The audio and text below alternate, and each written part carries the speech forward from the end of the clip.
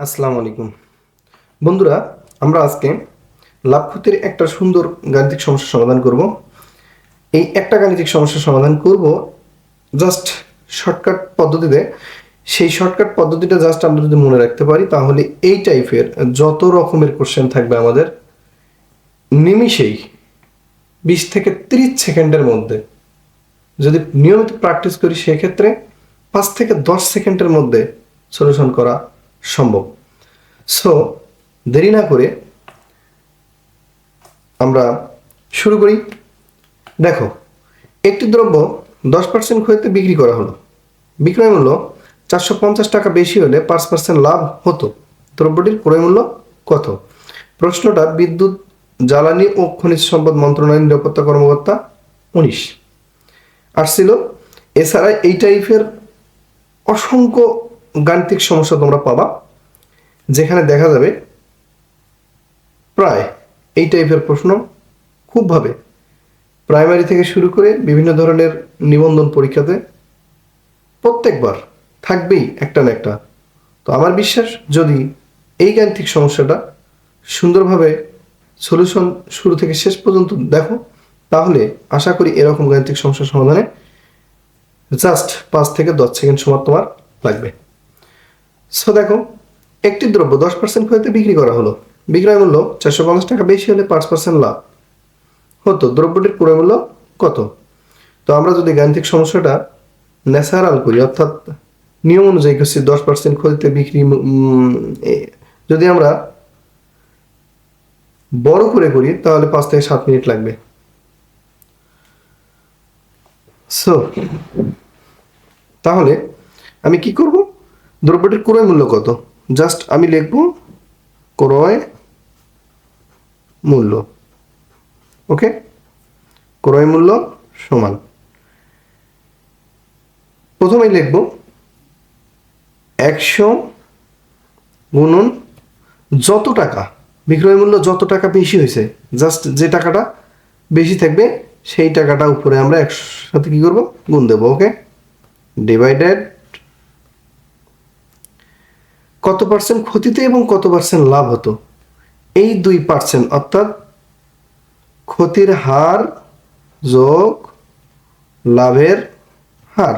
ওকে, এখন আমরা জাস্ট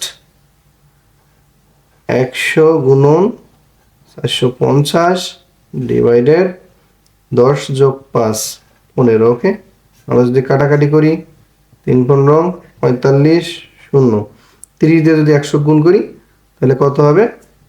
3000 টাকা। ওকে, তুমি চিন্তা করো মনে মনে, যদি আমরা ক্যালকুলেশন করে করতাম তাহলে অনেক সময় লাগতো। জাস্ট এই শর্টকাট পদ্ধতিটা যদি আমরা ব্যবহার করি, অর্থাৎ শর্টকাট পদ্ধতিটা হচ্ছে এই, প্রথমে 100 ইন্টু যত টাকা বেশি বিক্রয় করা হলো সেই সংখ্যাটা গুণ দেবো। ওকে, 100-র সাথে ডিভাইডেড কত পার্সেন্ট ক্ষতি এবং কত পার্সেন্ট লাভ, জাস্ট ক্ষতি এবং লাভের পরিমাণটা আমরা কি করে দেবো, যোগ করে দেবো, দিয়ে কাটাকাটি করলে আমাদের অ্যান্সার চলে আসবে ক্রয় মূল্য। ওকে, তো আমার বিশ্বাস এই টাইপের যতগুলো গাণিতিক সমস্যা আছে তোমরা সমাধান করবে জাস্ট এই সূত্রটুকু অবলম্বন করে। ওকে, এবার আমরা অন্য একটা গাণিতিক সমস্যা দেখব। এখানে বলা আছে এক ঝুড়ি আম 10% ক্ষতিতে বিক্রয় করা হলো।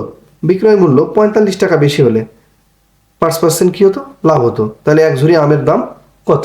ওকে, প্রশ্নটা ইসলামী ব্যাংক, প্রধানমন্ত্রী কার্যালয়ের প্রশাসনিক কর্মকর্তা, রেলওয়ে সহকারী কমান্ড্যান্ট, 15তম বেসরকারি প্রভাষক নিবন্ধন, বিশেষ শিক্ষক নিবন্ধন, 13তম বেসরকারি প্রভাষক নিবন্ধন, 15তম শিক্ষক নিবন্ধন, প্রত্যয়ন পরীক্ষা, এরকম অসংখ্য কোশ্চেন আছে যেগুলো বিভিন্ন পরীক্ষাতে আসছে। সো দেখো, জাস্ট কি করব আমরা, ওই তো ক্রয় মূল্য সমান কি লিখব,